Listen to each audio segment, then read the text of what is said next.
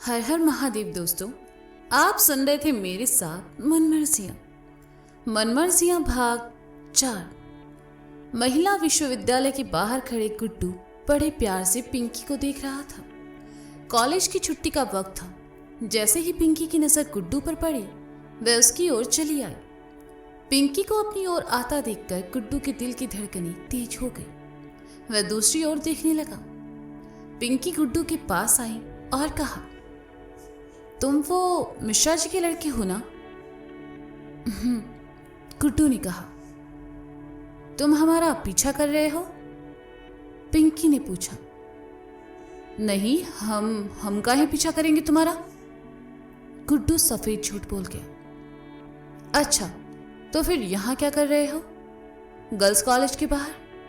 पिंकी ने अपने दोनों हाथों को बांधकर गुड्डू को लगभग घूरते हुए पूछा।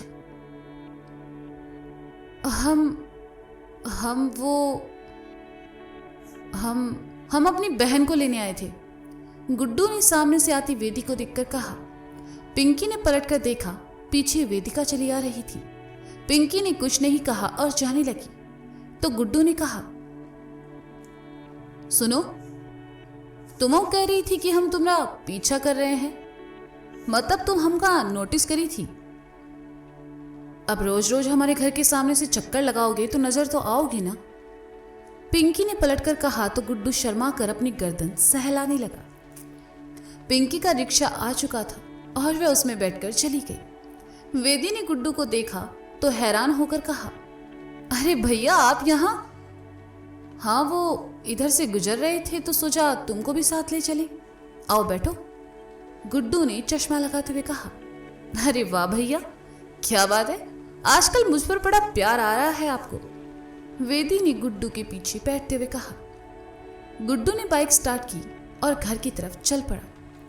दोपहर के 2 बजे दोनों भाई बहन घर पहुंचे। वेदी हाथ मुंह धोने चली गई। गुड्डू ने अपनी शर्ट निकालकर आंगन में टांग दी। हाथ मुंह धोकर आया और कुर्सी पर बैठते हुए कहा, अम्मा, खाना लगाई दो। हाँ बैठो, अभी लेकर आती हूँ, अंदर रसोई से मिश्राई ने कहा। कुछ देर बाद दादी माँ उठकर बाहर आई और आकर गुड्डू के पास पड़े तख्ते पर बैठ गई। उन्हें वहां देखते ही गुड्डू ने कहा, काबड़ो, आज सोई नहीं? अरे तुम्हारी अम्मा जब तक रसोई में खटपट खटपट करेगी तब तक कैसे सो पाई हैं? दादी ने नाराजगी जताते हुए कहा। काम होगा तो आवाज तो होगी ना अम्मा, मिश्राई ने गुड्डू के सामने खाने की थाली परोसते हुए कहा। वेदी भी आ पहुंची और मिश्राई ने उसके लिए भी खाना लगा दिया। दोनों ने खाना शुरू किया। आज सब्जी गुड्डू की पसंद की बनी थी, भिंडी, जिसे वह बड़े चाव से खा रहा था। अच्छा ठीक है, इट्टो चाय पिलाई दो, आज बहुत ही ठंड है, दादी ने कहा। लाजो, अम्मा के लिए चाय चढ़ा देना, मिश्राई ने बैठते हुए कहा। आज आनंदा घर नहीं आया? दादी ने कहा। उस शोरूम में है ना अम्मा, रोज ही भूल जाती हो आप, मिश्राई ने कहा। अरे सब उम्र का असर है, तुम आई हो इस उम्र में तो तुम भी कुछ याद न रख पाई हो बहू, दादी ने कहा। काहे उम्र को दोष दे रही बुढ़ो, चपाती तो तुम एक वक्त में 4-4 खा ले हो, गुड्डू ने कहा। तो दादी ने मुंह बना लिया। ये देखकर गुड्डू ने एक टुकड़ा तोड़ा और दादी को खिलाते हुए कहा, अरे का बूढ़ा, तुम ही तो हो हमारी डार्लिंग, जिससे मजाक करते हैं। अब तुम ही मुंह बना के बैठ जाई हो तो हमार का होई? चल चल बेशरम, दादी को डार्लिंग बोलता है, दादी ने उसे साइड से दूर करते हुए कहा। गुड्डुआ, काहे परेशान कर रहे हो अम्मा को? मिश्राई ने गुड्डू को साइड करते हुए कहा और खुद तेल की कटोरी लेकर अम्मा के पैरों के पास बैठ गई और कहा, लाओ अम्मा, आपके पैरों में तेल लगा देते हैं। लाजो अम्मा के लिए चाय ले आई और उनके पास रखकर चली गई। गुड्डू ने खाना खाया और अपना शर्ट लेकर ऊपर चला गया। कमरे में आकर उसने शर्ट को बिस्तर पर फेंका और खुद शीशे के सामने खड़े होकर बालों में हाथ घुमाते हुए कहने लगा, काल लग रहे हो मिश्रा जी, इस सूरत पे तो पूरा कानपुर फिदा हो जाए, पर साला पिंकियां नहीं पिघल रही। लेकिन आज उसने जो कहा उससे तो यही मालूम पड़ता है कि पिंकियां नोटिस तो करती है तुमको, वरना आज खुद चल के बात नहीं करती। तुम्हारा मामला सेट है गुड्डू मिश्रा। ई वैलेंटाइन मस्त तरीके से पिंकिया को प्रपोज मारो और पिंकिया तुम्हारी। गुड्डू इकलौता ऐसा लड़का होगा जो घंटों शीशों के सामने खड़े रहकर खुद को निहारा करता था। अपनी तारीफों की पुल बांधने में उसे बड़ा मजा आता था। शीशे के सामने से हटकर गुड्डू बिस्तर पर आकर लेट गया, दोनों हाथों को सर के नीचे लगा लिया और वैलेंटाइन डे के बारे में सोचने लगा। वैलेंटाइन डे से एक दिन पहले गुड्डू ने पूरी रात जागकर पिंकी के लिए लेटर लिखा। सुबह जल्दी उठकर नहाया और नया शर्ट नई जींस पहनी, हाथ में वही रुद्राक्ष के ब्रासलेट, महंगा वाला अच्छा परफ्यूम लगाया और बालों को जेल लगाकर सेट किया। शीशे के सामने खुद को देखते हुए कहने लगा, वाह मिश्रा जी, कमाल लग रहे हो, बस पिंकिया मान जाए। गुड्डू ने अपनी किताबें उठाई और घर से निकल गया। मिश्रा जी उस वक्त बाथरूम में थे, इसलिए गुड्डू को नहीं देख पाए। नुक्कड़ पर ही उसे गोलू मिल गया और पीछे बैठते हुए कहा, चलो भैया आज शुभारंभ हो ही जाए तुम्हारी कहानी का। भोलेनाथ से दुआ करो बे कि पिंकिया मान जाए। सारी रात जागकर उसके लिए ई प्रेम पत्र लिखे हैं। गुड्डू ने कहा, थू प्रेम पत्र? तुमको लगता है पिंकिया तुम्हारा एक कागज का टुकड़ा देखकर खुश हो जाएगी और तुम्हारे गले आ लगेगी? सोचो भी मत गुरु, ये नए जमाने वाला इश्क है, बिना खर्चा किए गाड़ी आगे नहीं बढ़ेगी। गोलू ने कहा, तो अब? गुड्डू ने पूछा। बाइक स्टार्ट करो और चलो जहां हम बताते हैं, गोलू ने कहा। गोलू गुड्डू को लेकर एक दुकान पर आया और दुकानदार से कहा, इट्ठो बढ़िया सा वैलेंटाइन डे का कार्ड निकाल दो, साथ में एक बढ़िया टेडी बियर और 150 वाली चॉकलेट। कहा भैया गर्लफ्रेंड को दी हो? दुकानदार ने पूछ लिया। नहीं, तुम्हारे पिताजी के लिए चाहिए। अब एक काम करो, अपना जो कहा है निकाल के दो। गोलू ने कहा तो लड़का झेप गया और सामान निकालने लगा। उसने सामान एक बैग में डाला और कहा, 570 रुपए। गोलू ने गुड्डू की ओर देखा तो गुड्डू ने अपना पर्स निकालकर गोलू को थमा दिया। गोलू ने सामान लिया, पैसे चुकाए और गुड्डू के साथ बाहर आकर कहा, ई लो भैया, अब ई देना पूरे कॉन्फिडेंस में अपनी पिंकिया को, देखना ना नहीं कहेगी। गोलुआ तुम दोस्त नहीं बे, जान हो जान। एक बार पिंकिया हाँ बोल दे फिर जबर पार्टी देंगे तुमको। गुड्डू ने गोलू को गले लगाते हुए कहा, ठीक है, ज्यादा चिपको नहीं और जल्दी से चलो महिला विश्वविद्यालय। गोलू ने कहा और दोनों गुड्डू की बाइक से पिंकी के कॉलेज के सामने जा पहुंचे। वहीं बैठकर दोनों पिंकी के आने का इंतजार करने लगे। इस बीच गुड्डू ने न जाने कितनी ही बार बाइक के साइड मिरर में देखकर अपने बालों को संवारा, कभी शर्ट सही करता तो कभी जूते। उसकी बेचैनी देखकर गोलू ने कहा, अरे भैया आ जाएगी, इतना बेचैन काहे हो रहे हो? पहली बार किसी लड़की के लिए ये सब कर रहे हैं, तू नहीं समझेगा गोलू। गुड्डू ने कहा, अच्छा बेटा हम नहीं समझते ना तो आज यहाँ ना होते तुम। खैर छोड़ो, तुम पिंकिया का इंतजार करो, तब तक हम चाय पी कर आते हैं। कहकर गोलू वहां से चला गया। गुड्डू वहीं बाइक पर बैठा पिंकी के आने का इंतजार करने लगा। कुछ देर बाद पिंकी उसे अपनी सहेलियों के साथ आते दिखाई दी। गुड्डू के दिल की धड़कनें बढ़ गई। वह बाइक से उतरा, बालों में हाथ घुमाया और पिंकी की ओर बढ़ गया।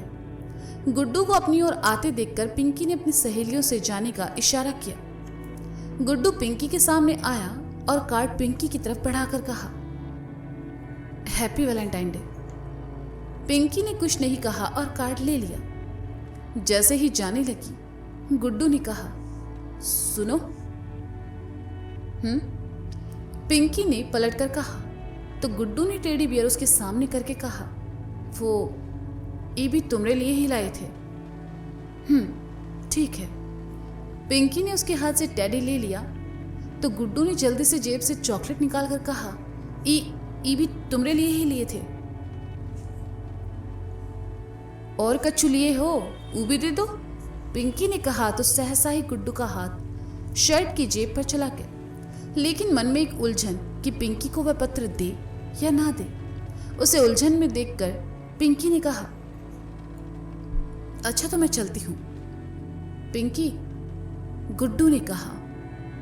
अब क्या है गुड्डू? पिंकी ने पलटकर कहा, वो हमने तुम्हारे लिए कुछ लिखा है।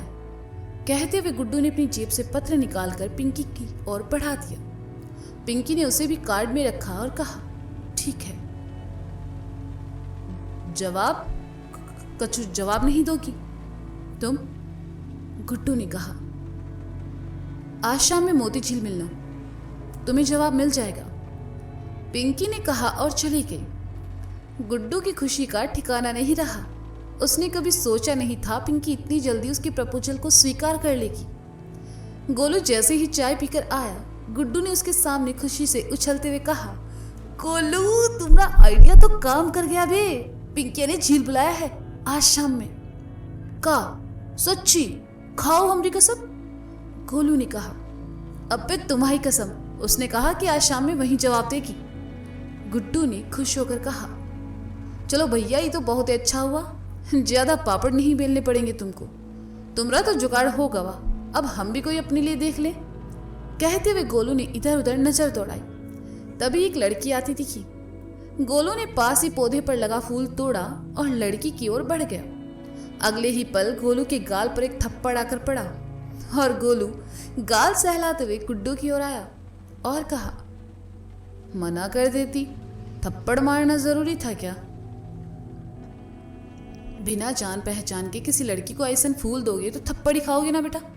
अब चलो, हमारे कॉलेज में कमी है क्या लड़कियों की? गुड्डू ने बाइक स्टार्ट करते हुए कहा और गोलू के साथ कॉलेज चला आया। कॉलेज में आते ही लड़कियों ने गुड्डू को गुलाब देने शुरू कर दिए और ये होना भी था, क्योंकि हमारे गुड्डू भले पढ़ाई में जीरो हो, फैशन और स्मार्टनेस में हमेशा लल्लन टॉप रहे हैं। गुड्डू तो 7वें आसमान पर था। पहला पिंकी ने उसका कार्ड एक्सेप्ट कर लिया और दूसरा कॉलेज की लड़कियों ने उसका अलग ही रुतबा था। दिन भर गुड्डू कॉलेज खत्म होने का इंतजार करने लगा। जैसे ही कॉलेज की छुट्टी हुई, गुड्डू चाय की दुकान पर आकर बैठ गया। अभी शाम होने में 3 घंटे बाकी थे। गुड्डू घर नहीं गया। जैसे तैसे करके वक्त गुजरा तो गुड्डू अपनी बाइक लेकर सीधा पहुंचा मोती झील। पिंकी अभी आई नहीं थी। गुड्डू वहीं अंदर आकर पिंकी का इंतजार करने लगा। कुछ देर बाद पिंकी आई। गुड्डू ने उसे देखकर हाथ हिलाया तो पिंकी उसके पास आई और कहा, हाय। हाय, हाँ, हमें लगा नहीं था तुम आओगी। गुड्डू ने कहा, काहे नहीं आएंगे? जौन प्रेम पत्र तुम हमको दिए हो उसका जवाब देना भी तो था। पिंकी ने कहा, तुमने पढ़ा? गुड्डू ने जैसे ही पूछा, पिंकी जोर जोर से हंसने लगी। उसे हंसता देखकर गुड्डू ने कहा, हंस कर रही हो? पिंकी ने अपनी हंसी कंट्रोल करते हुए कहा, गुड्डू आज के जमाने में ऐसे लेटर कौन देता है? हमें लगा तुमको पसंद आएगा। गुड्डू ने थोड़ा सा अपसेट होकर कहा तो पिंकी उसके पास आई और कहने लगी, गुड्डू तुम बहुत सीधे हो, मेरे टाइप के नहीं हो। तुमने जो दिया वो सब मैंने एक्सेप्ट किया, क्योंकि मैं तुम्हारा दिल दुखाना नहीं चाहती थी। पर हमारे बीच प्यार जैसा कुछ नहीं हो सकता। मुझे गलत मत समझना गुड्डू। कहते हुए पिंकी ने गुड्डू का दिया खत उसे वापस दिया और जाने लगी। जाते जाते रुकी और कहा, वैसे तुम चाहो तो हम दोस्त बन सकते हैं। गुड्डू मुस्कुराया और कहा, मोहब्बत की ओर बढ़ाया गया पहला कदम दोस्ती ही होती है पिंकिया। गुड्डू की बात सुनकर पिंकी मुस्कुराते हुए वहां से चली गई। तो दोस्तों, ये था मनमर्जियां भाग 4। इसका अगला भाग आप जल्द ही सुनेंगे मेरे साथ। अब तक के लिए शुक्रिया। बाय बाय, अपना ख्याल रखिए और हाँ, सुनते रहिए मनमर्जियां मेरे और गुड्डू मिश्रा के साथ। Bye bye.